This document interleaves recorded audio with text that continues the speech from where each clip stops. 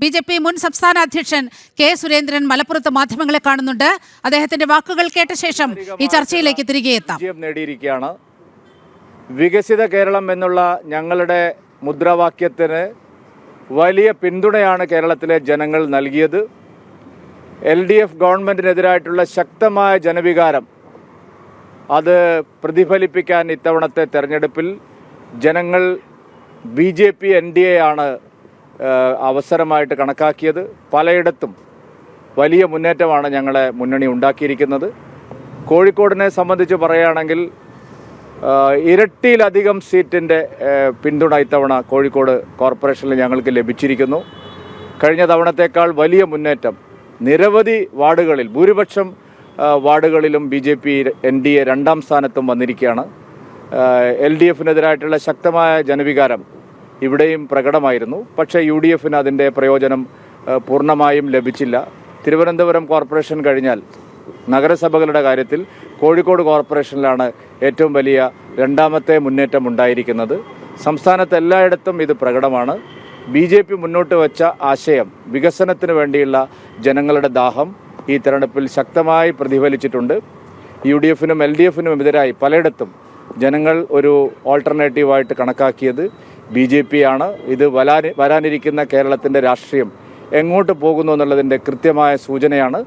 ശ്രീ നരേന്ദ്രമോദിജിയുടെ വികസന രാഷ്ട്രീയം, politics of performance, തീർച്ചയായിട്ടും കേരളത്തിലെ ജനങ്ങൾ ഇതാദ്യമായിട്ട് വളരെ ശക്തമായി പിന്തുണച്ചിരിക്കുകയാണ്. ലോക്സഭാ തെരഞ്ഞെടുപ്പിലെ BJPയുടെ ചരിത്ര വിജയം ഞങ്ങൾ നിയമസഭാ തെരഞ്ഞെടുപ്പിലും ആവർത്തിക്കാൻ പോകുന്നു എന്നുള്ളതിൻ്റെ കൃത്യമായ സന്ദേശമാണ് തദ്ദേശ തെരഞ്ഞെടുപ്പ് ഫലം നൽകുന്നത്. ആധികാരികമായിട്ടുള്ള വിജയമാണ് പലയിടത്തും. ഞങ്ങൾക്ക് വലിയ മുന്നേറ്റം തദ്ദേശ സ്ഥാപനങ്ങളിലെല്ലാം, അത് മുനിസിപ്പാലിറ്റികളായാലും നഗരസഭ കോർപ്പറേഷനായാലും ഗ്രാമപഞ്ചായത്തുകളായാലും ഞങ്ങൾക്ക് വലിയ മുന്നേറ്റം കേരളത്തിലുണ്ടായിരിക്കുന്നു. നിരവധി സ്ഥലങ്ങളിൽ ഞങ്ങൾ UDFനെ പിറന്തള്ളി തൊട്ടടുത്ത രണ്ടാം സ്ഥാനത്താണ്. നിയമസഭാ തെരഞ്ഞെടുപ്പിന് മുമ്പുള്ള ഒരു സെമി ഫൈനൽ കൂടിയാണത്.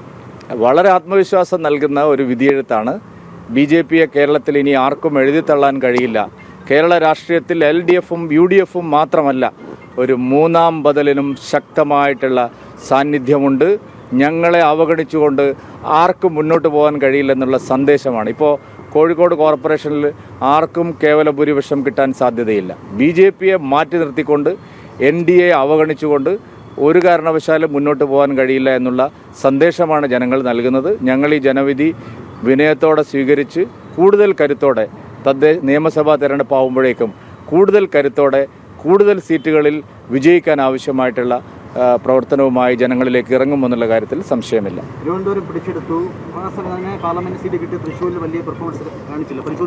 തീർച്ചയായിട്ടും എല്ലാ ഫലങ്ങളും വിജയിച്ചിടത്തും ഞങ്ങൾ ശരിയായ പരിശോധന നടത്തും.